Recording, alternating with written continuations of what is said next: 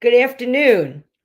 Thanks for coming to the third of a three-part series on how to build a public broadband network. My name is Gigi Sohn, and I'm the president, I think I'm the executive director, excuse me, of the American Association for Public Broadband. And we're an organization that represents community-owned broadband networks and seeks to protect and defend their the ability of communities to decide what broadband network best serves a community's needs. We're doing this series of webinars in conjunction with the Benton Institute for Broadband and Society, my very close collaborators. Also happen to be a fellow with Benton as well. And this is a follow up or an add on to a handbook that was written by the guy who's going to be our moderator, Bill Coleman, called Own Your Internet: How to Build a Public Broadband Network. And you can find it both on the Benton Institute and on the AAPB websites. And I hope you will use it. So today we really get down into brass tacks. The name of this webinar is Implementation, Building and Operating the Network. So we've talked a lot about, where do you start? Do you do feasibility studies? How do you beat back some of the challenges? But today we're really going to get into how do you actually do this thing, right? How do you actually build and run the network? So we've got some great speakers, which Bill will introduce to you. I just also want to announce before I turn this over to Bill that AAPB is going to be starting a mentoring project, likely this fall, where we will pair communities that have successfully built and run public broadband networks with those communities and community leaders that want to do so, but maybe need a little bit of hand-holding, some advice. But we're really, really excited to do this because one of the missions of the organization is to really grow the field and to build the number of communities and the number of people that are served by these publicly owned networks, because unlike incumbents, they really seek to serve everybody with affordable broadband and with robust broadband. So we really want to grow this field as much as we possibly can. So with that, I'm going to turn it over to Bill Coleman from Community Technology Advisors, who is the author of the handbook and also a terrific guy. So thanks, Bill. Thank you, Gigi, and thanks everyone for joining today. It's great to be here with you in this third webinar. And it's these webinars, they last an hour, but these topics are so big, and this might be the biggest one: building the network, operating the network. Those are, the studies and the decision making, those kind of come and go. But this building and operating is an ongoing kind of activity, encompassing millions of dollars and thousands of hours of your time as community leaders. And so this is one little slice of the activity that you really will need to do. But we've got some great guests who can talk about the different phases of this, both from an experience of building and operating a network, and as consultants who help communities do that. And so first up on our list of speakers today is Suzanne Heritage, and she's the Director of Community Partnerships and Policy at Underline, where she works hand in hand with communities to support their connectivity goals. Passionate about building and amplifying the conditions where communities can thrive, that's really what this is all about. She's centered her career around cultivating partnerships that pair organizational growth with positive community impact. I love the fact later in her bio, she talks about fostering and maintaining strategic relationships centered on trust. We all know that everything moves at the speed of trust, and I think that's such a key factor. Welcome, Suzanne. Sachin Gupta is Vice President of Business and Technology Strategies at Centranet, which is a subsidiary of Central Rural Electric Cooperative, a fast expanding broadband service in Oklahoma. We know that cooperatives are some of the first community-owned networks, where their networks are owned by their members, going back to the Dust Bowl days of Oklahoma and bringing electricity to places that never would have had electricity should it have required Wall Street to finance that. Sachin is a board member for both the American Association for Public Broadband, working to assist Gigi, and also the Fiber Broadband Association. And he also represents the National Rural Electric Cooperatives Association on the FCC's Technical Advisory Council, and is also on the NRECA Steering Advisory Group. Welcome, Sachin. Thanks for joining. Thank you very much, Bill. Third up is Eric Lodge, and he's with Waterloo Fiber, the first general manager of telecommunications for the utility. He served as a general manager of Rhinebeck Telecommunications Utility for 9 years. He brings to Waterloo a well-rounded knowledge of municipal electric utility operations. Under his leadership, Rhinebeck Telecommunications Utility expanded service throughout the community and surrounding area. Eric has a civil and construction engineering technology degree from Hawkeye Community College. Thanks for joining, Eric. Thank you. And finally, John Willow, who's co-founder of CBAN, a nonprofit organization. She's their digital equity practice leader. She's passionate about digital equity, and I think brings a great perspective to this conversation about how important digital equity is in so many parts of building and operating a network. She's chair of the CBAN board and leads their digital equity practice, as I mentioned. She's worked with state and local governments and policymaking bodies in various capacities to improve the quality of life for every person in rural communities, with extensive experience supporting utilities in their efforts to connect with their communities, manage crisis communication, and make informed, data-driven business decisions. Hopefully through these seminars, we're learning to avoid these crises, but I'm sure they still come up. I love the idea that she raises bees and chickens on her small acreage in northern Michigan. And John, I have to ask you, is that in the UP or the under the bridge? Well, here in the Mitten, as Michigan is known, we are on the Pinky. I'm on the Pinky. So I'm in upper lower Michigan, continental Michigan. Okay, really good. And thank you for joining us. I appreciate it. We're going to start off, and each speaker is going to talk for about 5 minutes and talk a little bit about their perspective, their broadband story, and how they relate to communities, bringing new broadband services to communities. Sachin's going to start us off. Welcome again. Thank you, Bill. I am Sachin Gupta. I am the Vice President for Business and Technology Strategies here at CentraNet. So CentraNet, it's part of Central Rural Electric Cooperative. I've been in Oklahoma over 80 years, roughly 20,000 subscribers or 20,000 members is what we have. So in 2020, the co-op decided that we wanted to build fiber to all of our members. And when we decided that, we did a feasibility study, figured out how much it's going to cost, went from there. July of 2021, we connected our very first member. And today, before the July of 2024, so in less than 3 years, we are about 10,000 strong, and we expect to be anywhere between 30 and 50,000 strong by the end of 2026, 2027. One of the questions I'm always asked is, you have only 20,000 members, how can you be 30 or 40,000 strong? And the answer is that we will build out to communities that are not our members. We'll build out to communities where we do not provide electric service. So CentraNet has been in this game for a few years, and we have slowly learned how to build a community-owned network, which is essentially what we are. On top of the CentraNet, we have the Cooperative Broadband Coalition. So the Cooperative Broadband Coalition is a coalition of 11 cooperatives across Oklahoma. So most of that is in eastern Oklahoma. These are the electric co-ops that provide broadband to their members. Two of these, which is Ozarks and Arkansas Valley, are actually Arkansas co-ops.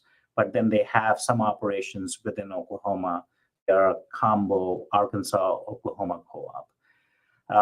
So our community network actually expands to quite a bit in Oklahoma because of this collaborative coalition that we have, the Cooperative Broadband Coalition.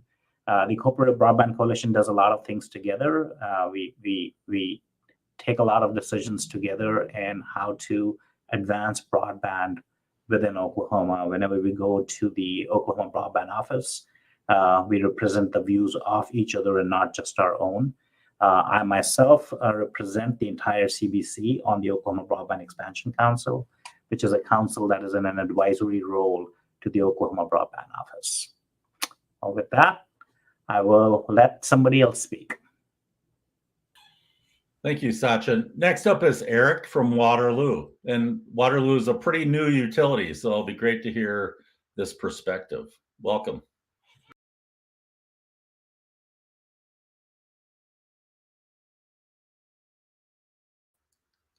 Eric, you're muted. Sorry, rookie mistake. So we're a brand new municipal utility. We've actually started construction in July of 2023. Today we have about 4 test customers, and we're looking to actually go live with our production network here in July. A little bit of history about Waterloo Fiber. So the utility was actually established all the way back in 2005. Which was by a vote of the citizens of Waterloo. And a little bit of very quick background on Waterloo. Waterloo and Cedar Falls kind of share a border. They're kind of 2 cities that are scrunched together, kind of like the Twin Cities, Minneapolis, St. Paul.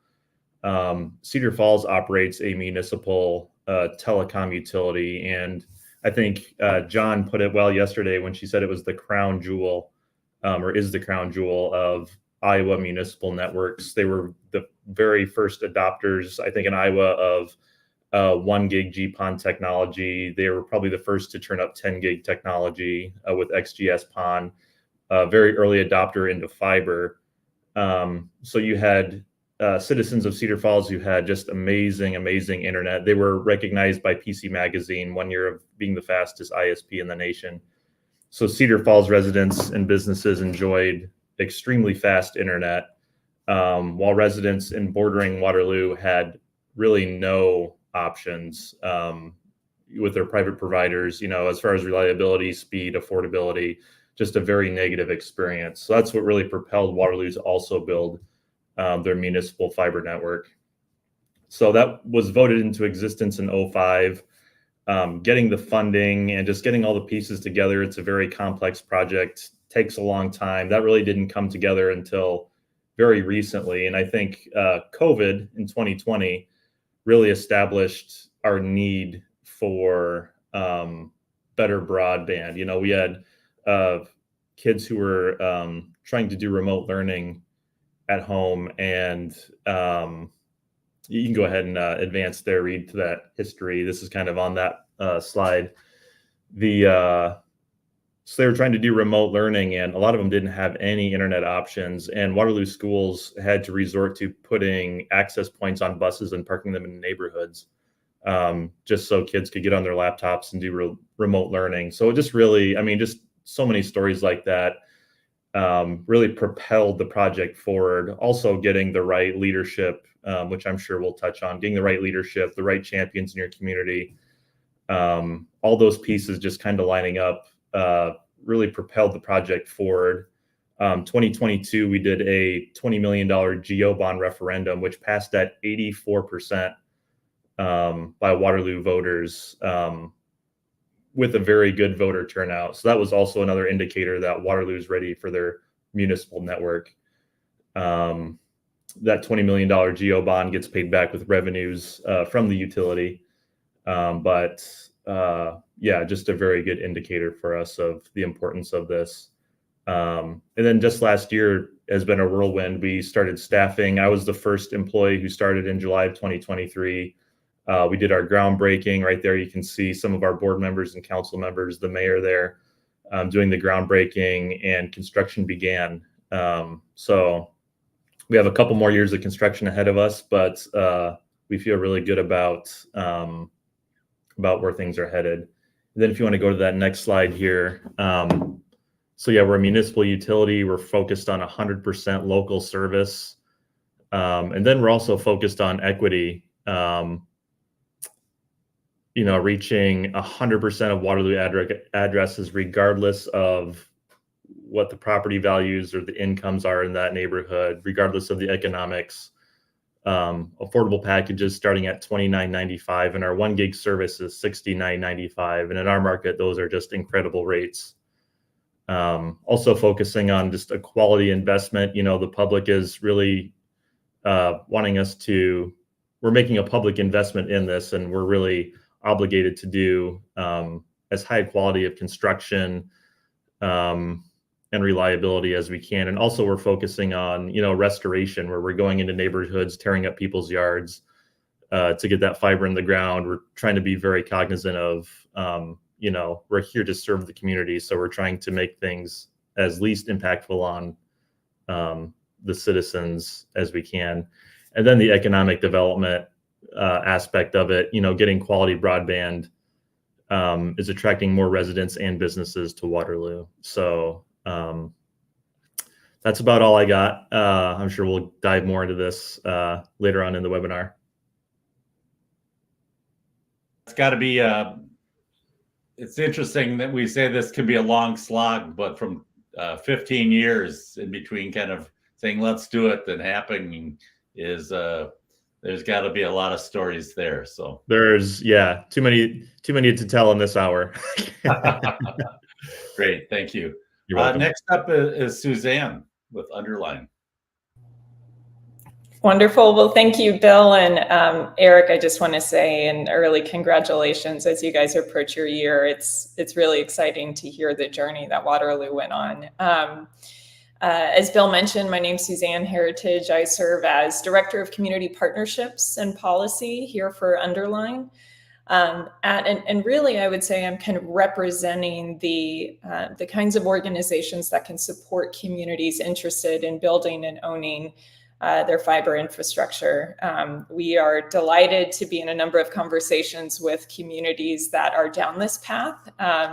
Some that I am very eager and excited to continue pushing to essentially owning their future here by owning the underlying infrastructure. So Underline, we at our core, we're an infrastructure and technology company focused on delivering the connectivity infrastructure for communities to flourish. I do not come from the telecom space. I'm newer to the industry, and really I would say it was that mission that really resonated with me around really that we have an opportunity at Underline, and our core ethos is literally laying the foundations for communities to thrive. So we deliver fiber plus technology to effectively create multi-purpose networks and what we're considering an operating system for cities. So we try to think about connectivity holistically. And while I think the pandemic has certainly put a spotlight that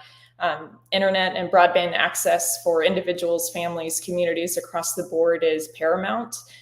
For us, this issue really goes beyond broadband from an internet perspective. And so we want to make sure that we're also providing a streamlined solution that serves all community needs, both really now and into the future as we think about what the evolving needs around connectivity are. We're not even aware of what those needs might be at this point from today to tomorrow. So Underlying model typically does two things. We deliver competition and choice in internet services to consumers all the way to the desktop.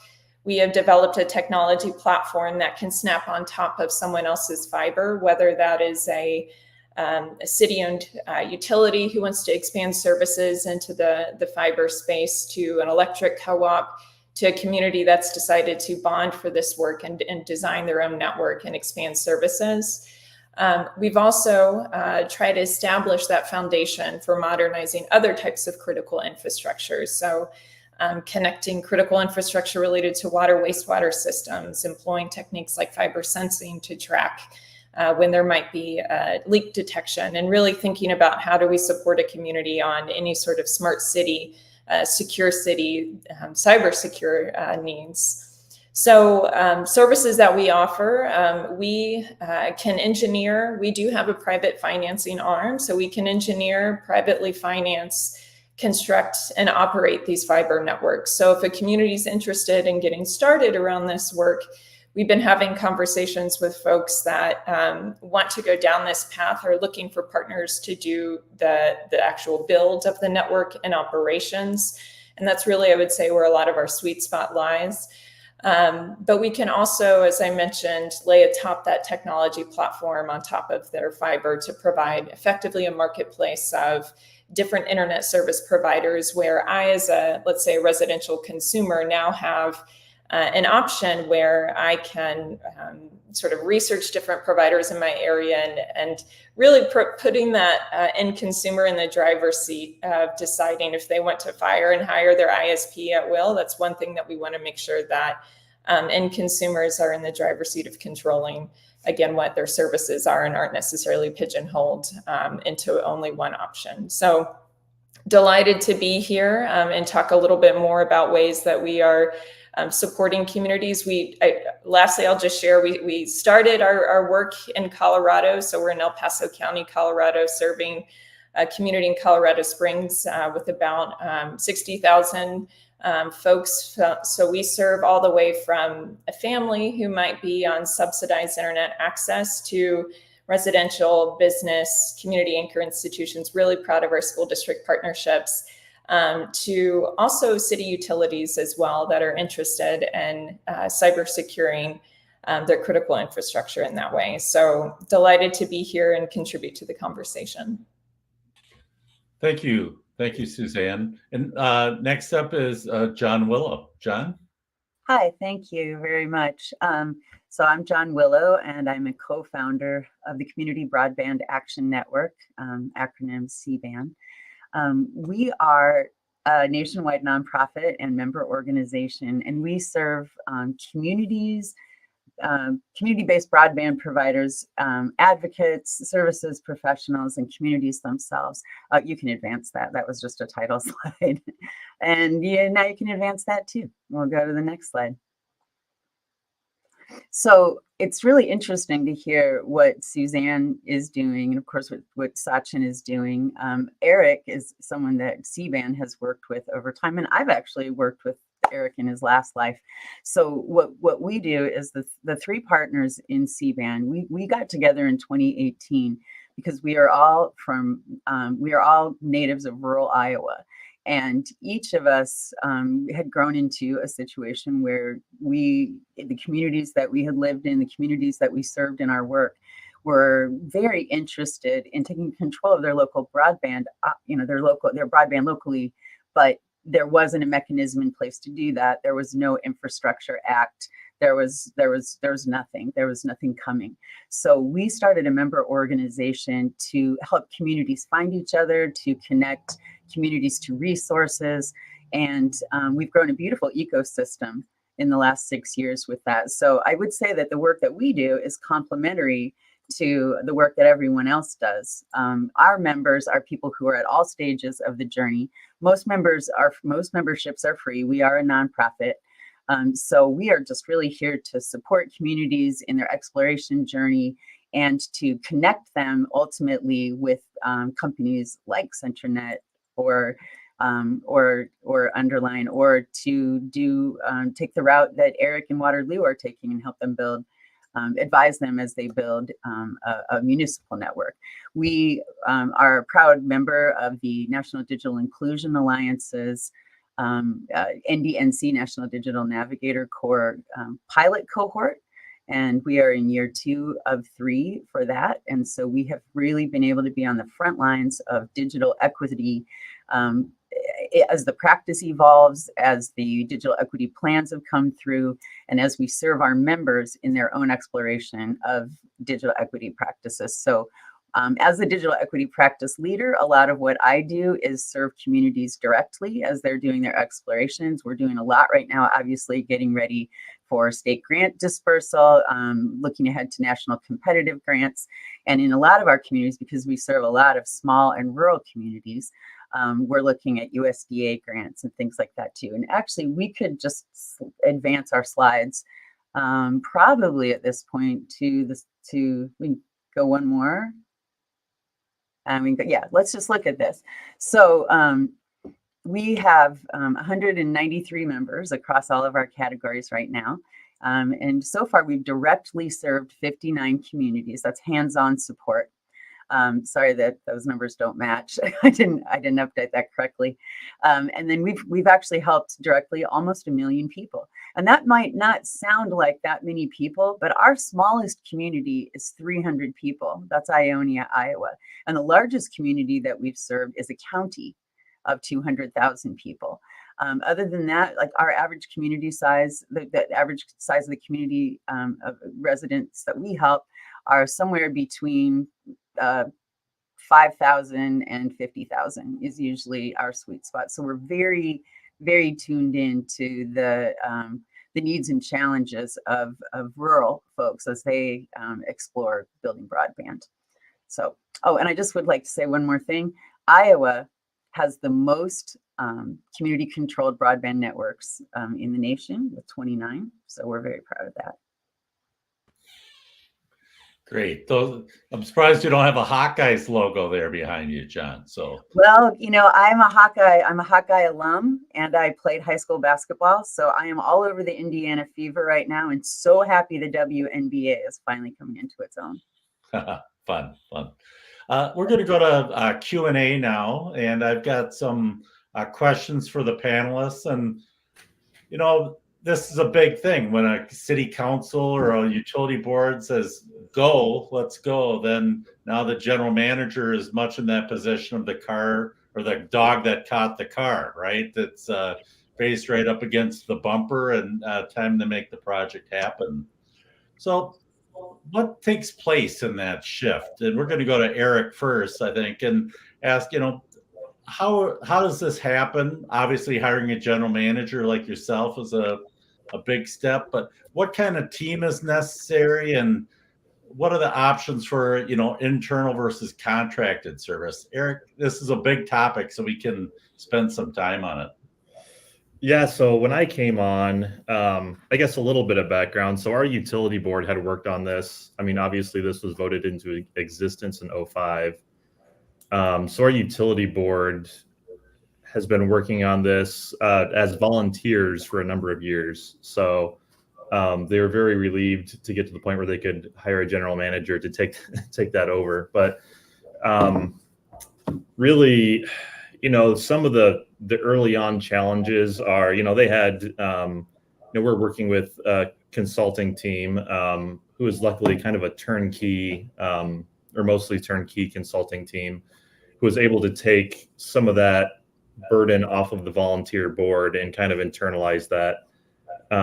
But just, you know, one of the early challenges was figuring out, you know, what is, you know, when the general manager comes on, what is your board's vision for what the utility is? Like, you know, why was it created to begin with? What's their vision for, you know, how it should move forward, how it should serve the community?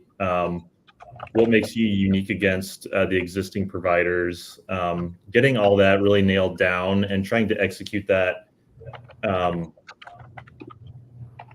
in alignment with just exactly what their vision is, I think is very crucial. Because, you know, for me, I came into it just a year ago. So my idea of what, you know, utility would be versus theirs could be different. So I think getting that nailed down very early on and trying to stay true to that and trying to respect that vision is very important. And then also just getting the right people, you know, consulting wise and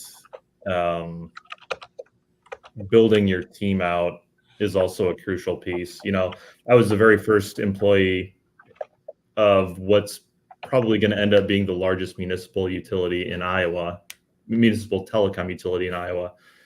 And, it's very daunting to look at, who do we need to hire by what date, and trying to keep up with the timeline that's been established with the project. So I don't know, there's a lot of moving pieces there that I think I had one person call it bringing all the trains into the station at the same time, which is very difficult. So yeah, but it's really just getting the right people in the right seats, I think. Good. Thank you for that. Sachin, you've been at this a while now, and yesterday in our pre-call, you mentioned it sounded very like a very scary federal regulation about assembling a team and purchasing services. You probably remember what that was all about. How does your electric utility, obviously you have some scale and it's multiple electric co-ops working together. How did your team handle that? Yeah, so with difficulty, sometimes not as smoothly as we would have liked to, but it has been a learning process for us. It has not been too terrible because, as I showed you on the map, there are multiple electric co-ops who are in the broadband business, and thankfully for us, some of them were in this business before we got into this business. So we were able to lean on them, ask them questions, and learn from their experiences. But if you look at our broadband operations, right, we have an inside plant, which is all of the networking stuff, from your core routers to your OLTs to your fiber huts to your customer premise equipment.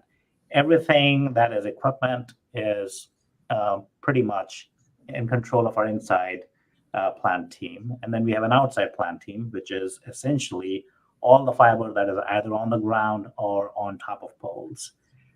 So those two teams have to work very closely with each other to make sure that everything is running as smoothly as possible.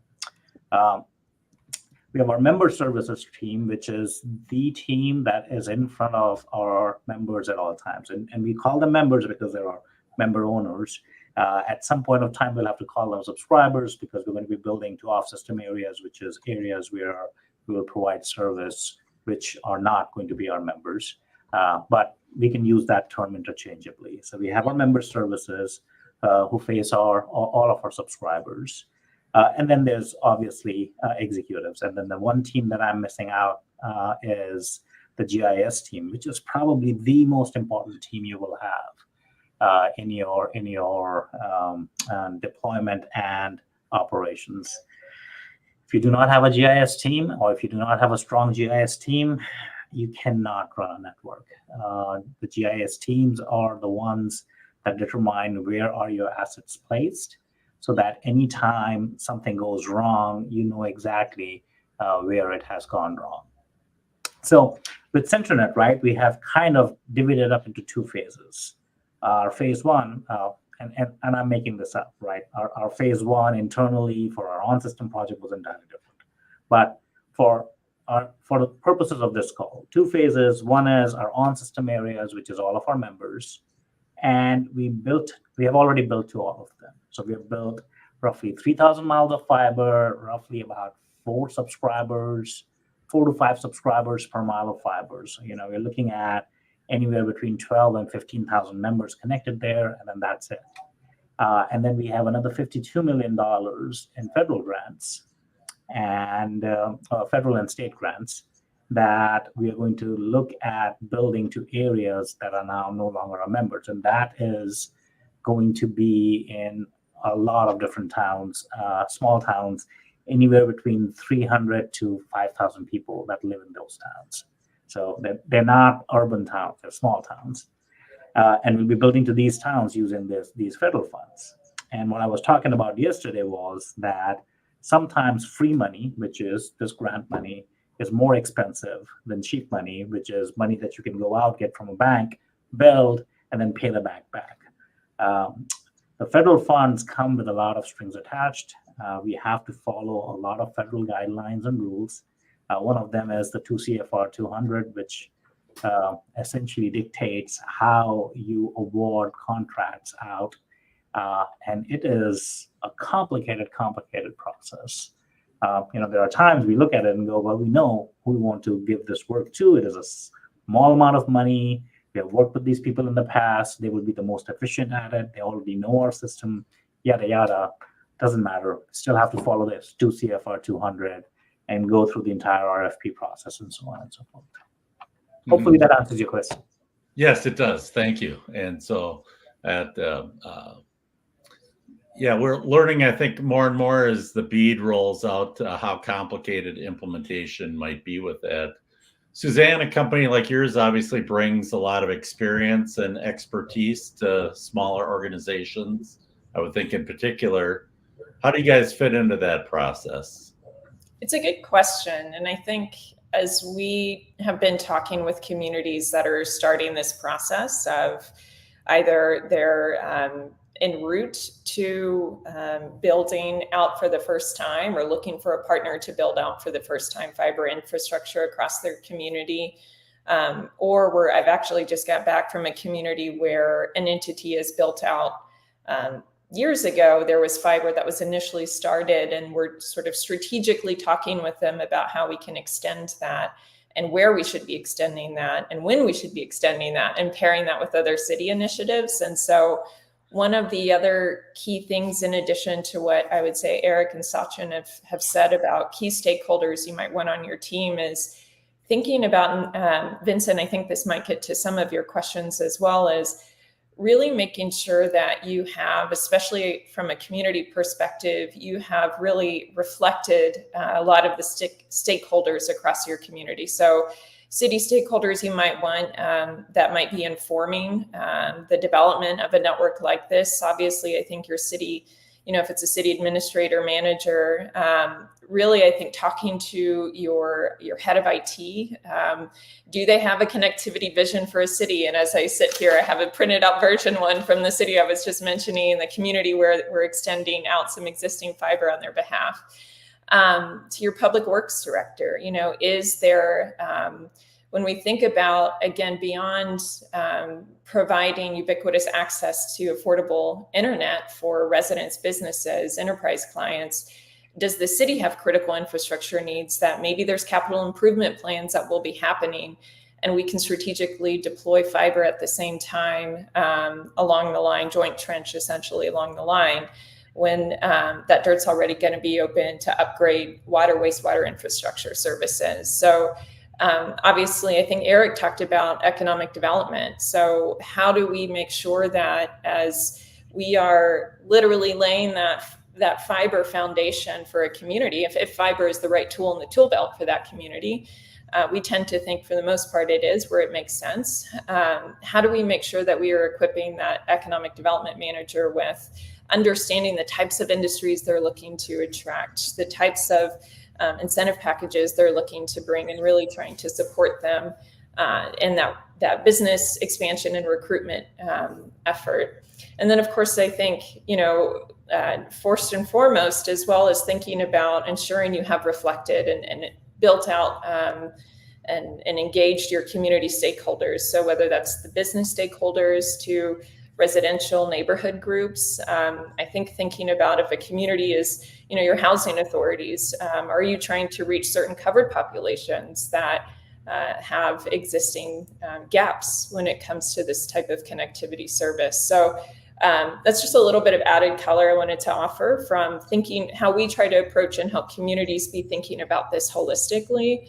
I can't comment on how it should work for every community, but from an underlying view, some partners, at least from a construction or project management perspective, the approach that we tend to take is, and I think, Eric, you mentioned this as well in your own experiences, we try to bring that sort of full service solution. So really bring to bear a consortium of partners, where Underline is really leading out as that project lead. And we're bringing folks that are industry leaders in construction and engineering, to network monitoring, to the fiber suppliers themselves. And then really trying to pair that where we can too, and making sure we're hiring locally. So if economic development and community flourishing is important, we want to make sure that as much as we can hire local subs and really kind of pull from the local expertise as we're building out. So those are just some things, again, that we want to try and help in conversations that we've been having recently with communities that are starting this process. We know that I think Eric touched on this earlier. It's a burden sometimes. In some of these smaller communities, you might be doing a constant wardrobe change throughout the day on what your roles are. And so if we can help by taking on that project lead perspective on behalf of a community that's wanting to either build net new fiber infrastructure or expand out, like the one community I mentioned, that's something where we try to come in and help support and help communities as they're working through that effort. It's really interesting. As I've worked with many communities over the years, I can't count the number of community leaders, elected officials have said, well, the last thing we want to do is be an ISP.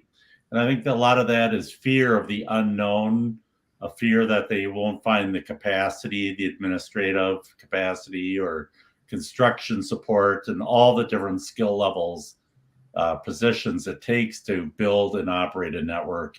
And I think we're hearing today that there's lots of partners that can help communities through that process, that you don't have to be a broadband engineer or a broadband marketing consultant or any of these roles to be a successful community network. John, what did you want to add? I just wanted to add that that marrying together Eric's narrative and Suzanne's narrative. Suzanne had a lot of great points about the priorities that we should be addressing to make sure that we have the community consensus required to put forward such a large initiative. Eric had another excellent point with the fact that his broadband utility in Waterloo was voted into existence in 2005. And it took a core of volunteers close to 20 years to put all of that together. So when we're thinking about how we get started and how we keep it going, I think another really important thing just on the ground is that we have local champions who are willing to become subject matter experts. That is so important. If we don't, we have to have that community continuity as we get started too. So there are organizations like CBANS, like the American Association for Public Broadcasting, of course. Public broadband. Sorry, I was in broadcasting for 20 years. But that can help people in the guidance. There's lots of great resources out there too, guidebooks like the one that Bill created. And those resources are super important. But if what you really like a fundamental need getting started is a champion who's willing to stick it out and be a subject matter expert over time. Let's talk a little bit about marketing. Now, obviously marketing takes place at, it gets more intense, obviously, once you can deliver service, but creating this image of the community network and what it's going to do for the community really starts during the decision-making process, but continues on. But of course, many times I hear that the second you say, yes, we're going to build a fiber network, then people call up and want to order service. So how do you temper that kind of expectations, reach the community? I think we had a good question about smart applications and delivering additional new services to a community. What's been successful in your projects that make the community aware of the availability, the timing, the value, and so on? So, Eric, you're right in the thick of it, I'm sure. Yes. So this kind of actually relates back to the previous question too, where we were talking about finding community champions. But one of the first things that I did, and this took me way out of my comfort zone, but I went on a speaking tour, basically, of all the various HOAs, economic development groups, community groups like the Elks Club, the Exchange Club, just whoever would listen. And I couldn't believe how excited people were to have me come talk about Waterloo Fiber. So that was really reaffirming. And that also gives you an opportunity, because we're looking at a 3-year project. So, we started in 2023 and some people aren't going to get at that time, we're calling in and I had to tell them, you're not going to get service till 2026. That's a hard thing to tell somebody, that we're starting in this area. Some of these people are going to get service right away. You have to wait 3 years. But if you can actually talk to people and give context and explain the way that, the construction process works, that this is a huge project. Unfortunately, somebody has to be first and somebody has to be last. I think that's pretty helpful. But the other thing I learned in that speaking tour from a lot of, I think, business owners, local business owners in Waterloo who ran very successful businesses, their advice to me was, whatever you do, just be honest. People are so apprehensive and so distrusting of their current providers that all you have to do is just tell them the truth, even if it's a hard truth.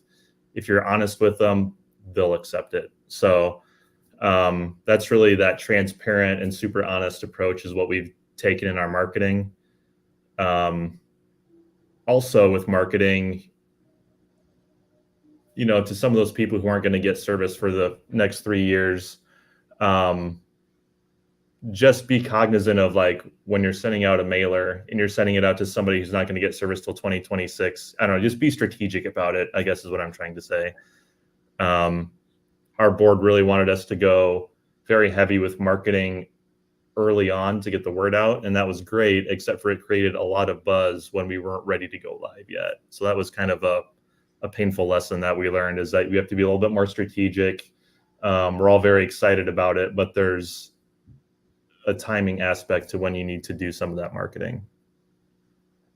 Sachin, you're bringing broadband to rural areas that probably haven't had it. They're a decent choice previously, many times to your own existing customer base.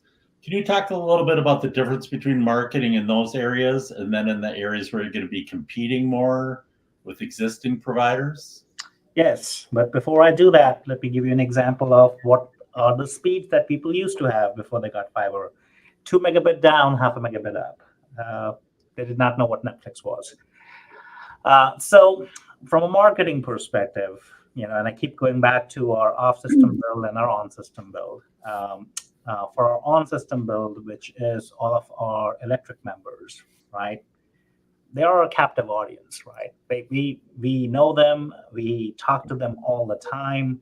These are the people who have never had decent internet. So for this captive audience, it is relatively easier for us to go and sell them a service. What we have found is that you can't complicate it too much. You can't say, here's 11 different plans, pick one, or here's 7 different options with each plan and you can select one. So we have 2 plans, a 100 meg plan and a 1 gig plan, and that is it. We do not sell a third thing. That is something that has worked really well in areas where people have never had good broadband, and they're now getting these services. Now, obviously, as we mature, we'll have to mature that thinking, because now these people have broadband, so now they're going to start looking for services that are beyond just the core service of getting internet. To answer your second question, once we move into these competitive areas, what are we going to do? That is a question that I wake up with every day. But I will say this, one of the things that is most important when building into these communities is trust. We go and we talk to the city council meetings every time we get a chance. We tell them what is it that we're going to come and do. We explain our services to them. We explain to them that we don't have, tricky business practices like, here's a $200 gift card, sign a 2-year contract with me, or, we are going to give you a $150 service and then discount it by $60. And then that $60 will just automatically appear in 6 months. And if you're on auto pay, you don't even realize that. And suddenly you're paying $150 instead of $80. So we don't do any of those kind of tricky business practices. So those are the kind of things that would really, really help you in convincing people that, they can trust you versus somebody else. The third and the last thing I'll bring up is a very, very popular topic amongst marketing people, right? NPS, or Net Promoter Score. I bet you did not know this, but ISPs are some of the most hated entities when it comes to people giving them any kind of net promoter scores.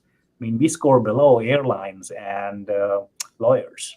So, there are entities out there with negative net promoter scores, which essentially means that, if I talk to 100 of my friends, I'm going to recommend your services to -9 of them or -15 of them.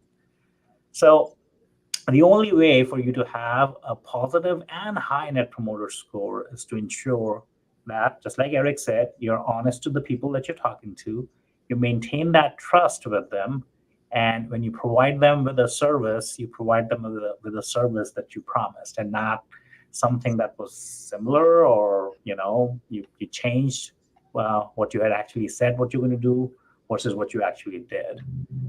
So when you do those kind of things, your NPSs are much, much higher. I mean, we are lucky to have 90+ NPSs. Excellent. Yeah. We're going to go quickly to Suzanne and John to answer this question, but time is flying, so keep them brief, please. Absolutely. Just to add to things that were shared, I think, Bill, in your prompt with this question, one thing I wanted to underscore from an Underlines perspective, we believe marketing really begins at that community assessment long before you're starting your launch, because this is your opportunity where you are meeting face-to-face with folks, trying to tease out and understand community needs, what their felt experience is, what vision they have for this network, what problems they're trying to solve. So that's one thing I just wanted to underscore. And I think from Underline's view, we really take to heart the philosophy that people respond better to folks that they know and trust. So we really are, part of our marketing approach is really building out relationships with community stakeholders, leadership organizations, conducting outreach to specific groups, or focusing on those that might be underserved communities. I mentioned the housing authorities earlier. Really recruiting, someone mentioned earlier too, recruiting local champions and providing those champions a way to volunteer, sort of a menu of ways that they can get engaged and promote and champion this work. And then being very thoughtful about customizing your messaging and your outreach approaches really down to the zip code and the neighborhood that you're working on. How is your verbiage and your messaging reflective of the communities that you're trying to reach and serve, and what gets them up in the morning? What are they worried about? What problems are they trying to solve?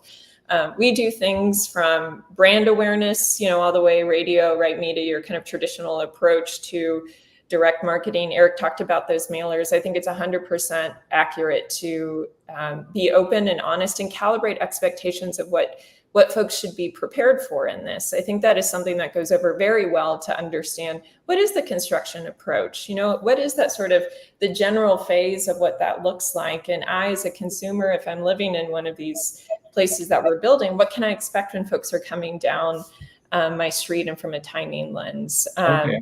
So Good. I'm going to go ahead and take a pass so we can get to our third question. Okay, and that we're coming right at you with that then, John. It's around the role of digital equity in both in building the network and operating the network, but also in your whole community, making sure that everyone is connected. Eric mentioned that early on, and with the affordability and so on.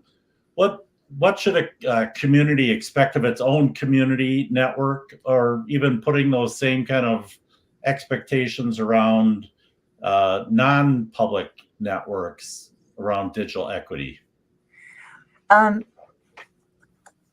Just to make sure I'm understanding the framing of the question,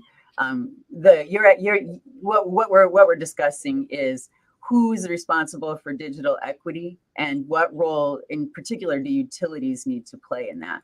So yes. We have good.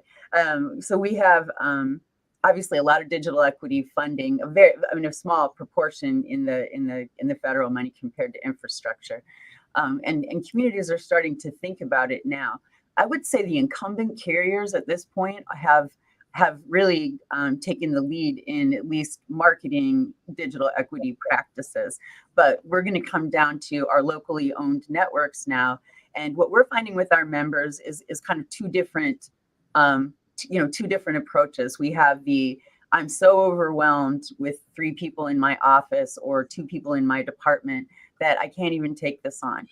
And then we have entities that are fully ready to do that. I think the key is to understand that community partners have a very active role to play in delivering digital equity services and defining the programs that that a community will experience. But an obligation, I believe, that a utility does have, a fiber utility, a broadband utility, is to make sure that everyone in who they serve has the knowledge of every resource that is available. I think that at the very least, broadband utilities, as we move forward, can provide a section of their websites that offers resources, access to training, access to workforce development initiatives, and I even encourage utilities to think about where it makes sense for you to partner without killing yourself, right? So maybe because of your relationships with the business community, doing device support is a great idea for you because you can start a refurbishment program. The big thing is to think about who you have, and in your community, who you have in your building, and the fact that it doesn't matter if we put it in the building, it doesn't matter if we put it to the door, if people can't fully leverage the opportunities that it creates. So look around and don't think you have to be responsible for everything, but also don't assume that you're not involved because you're the delivery point. So that's what I would say. Great. Thank you for that. Any last comments on that kind of question? Sachin, is rural Oklahoma, certainly I know there's tribal areas in your areas. What are you guys doing? Yeah, so from an equity perspective, tribal areas are some of the least represented. Just a quick statistic, right? Roughly 12% of Americans do not have access to quality broadband. Roughly 35% of tribal nations do not have access to quality broadband. So, 3 times as many tribal members don't have access to broadband as just regular Americans. When it comes to equity, you're really looking at 3 things, and I'll keep this quick. You're looking at access. If they don't have access, nothing else works, right? Can't even get broadband. Affordability, if they can't afford it, then again, right? What does it matter whether they have access or not? Then the third piece is education. Do they know how to use broadband or not? So the third piece is what we are trying to solve. The first piece we will solve. That is something that is already on our radars. We're already solving it. That's done. The second piece on affordability, that is a complicated thing, but essentially that means we have to lower our operating costs, which we have several strategies for that. The education piece is the most difficult piece. How do we educate the masses on the actual use of broadband? And I agree that building the network is really the easy part compared to changing people's behavior, whether that's a person with maybe low incomes or low skills, or a small town business owner who's on Main Street who may not want to change the way they've done business since grandpa owned the store. And so there's all kinds of challenges to get us to change the behavior. I always say, well, the network is like my exercise bike. You still have to get on it. The bike is the network, but you have to get on it to get the value. So with that, it's a lot of work to do on these projects. And now I'm going to go right to Gigi to close us out. Thank you all. Well, thanks everybody, guys. This was a great conversation, as has been the case with every single one of these webinars. There's just never enough time to really dig in as much as folks would like. So expect that AAPB will be doing more of these in the fall. But again, I'm most excited about the mentorship program. If you really want to get into the details, and I'm going to call on every single one of our speakers, over the last 3 months to be part of this mentorship program, because I really would love to see this model explode. It's already exploding, particularly post-pandemic, when communities realized that they had to do something to get everybody connected in their communities with affordable broadband. So I want to thank the speakers. I want to thank all of you for coming. And stay tuned. AAPB is going to have a lot more exciting things coming in the next couple months. Take care.